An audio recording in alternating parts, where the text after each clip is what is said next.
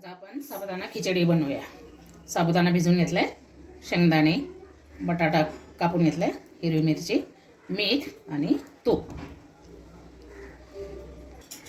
आता आपण मिरची वाटून घेऊया.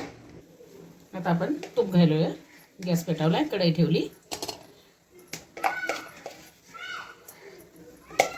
मिरची वाटून झाली. आता आपण खिचडी बनवूया. आता तूप टाकले कढईत. आता बटाटा घालतो. आता बटाट्यात आपण थोडंसं मीठ घालूया, कारण मिठाने बटाट्याला चव येते आणि खाली कढईला तिखट. बटाटा परतून झाला. आता आपण मिरची घालूया त्याच्यात. मिरची काळी आहे कारण गावाकडची असल्यामुळं काळा कलर आला. आता आपण साबुदाणा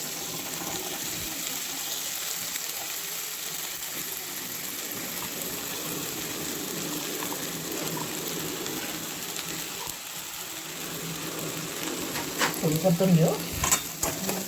मिठाने खूप घालायचं. नंतर 5 मिनटं परतून घेतली. आता आपण मीठ घालू. आता तूप घालू.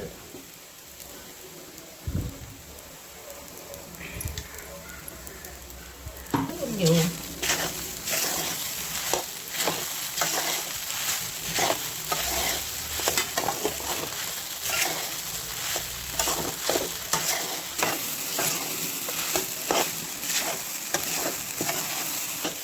आता आपली खिचडी परतून झाली.